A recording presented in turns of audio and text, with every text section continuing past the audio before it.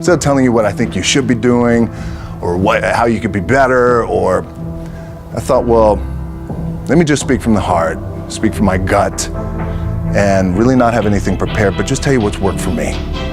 And maybe some of the stuff that's worked for me might work for you now, currently, presently, as you guys have your goals and ambitions, but then further on down the line, as you guys continue to live your life.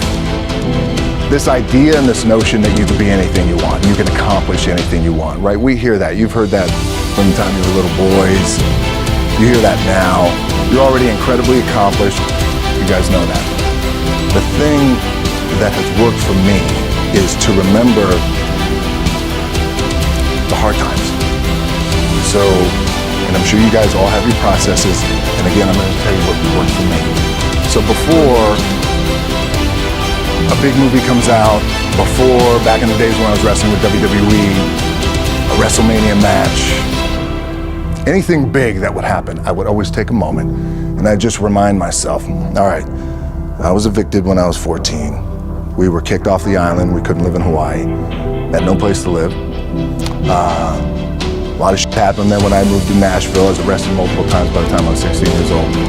I would remember that, and it allows me then to be present in the moment and understand the stuff I have around me right now. This is the shit that I dreamed of when I was a kid.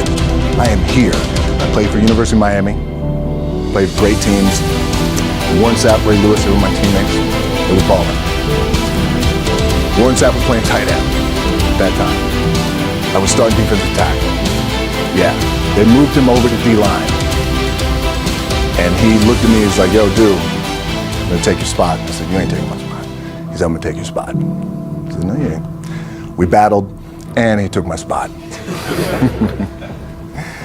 Now you can imagine how that with me, because there goes my opportunity. He went in, switched to defensive tackle, lit the world on fire. Well, what that did, it crushed me and it crushed my dreams. I had a piss poor senior year, zero production, no NFL, no combine invite, nothing. Finally went to the CFL.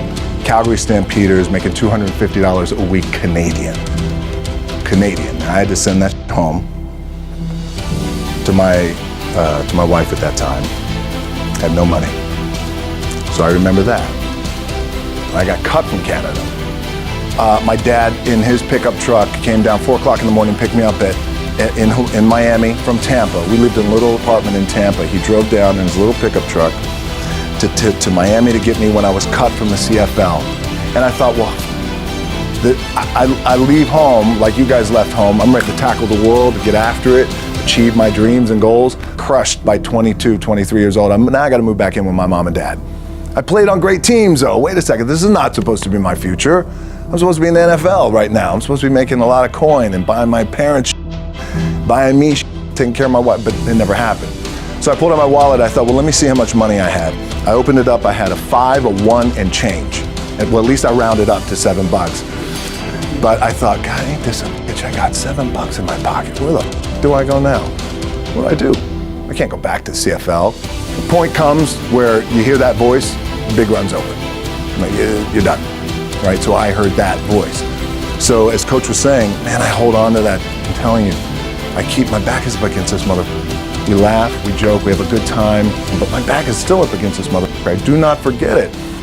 What this also helps me do, and again, it works for me, is at some point, you gotta be tired of not being number one. You have to be, and you gotta play angry, and I play angry. Now, I'm cool and calm with my approach, and when I step out on my field, which is a set, or, you know, like, there's some, and you're always gonna have haters, and haters are like, well, God damn, man, how many movies are you gonna make, or how much shit are you gonna do? Like, you do a lot of shit. And I say, yes, it's my ambition. Of course, why not? I could do it. Yeah, I love what I do. And not only that, but in what world do we not work every day?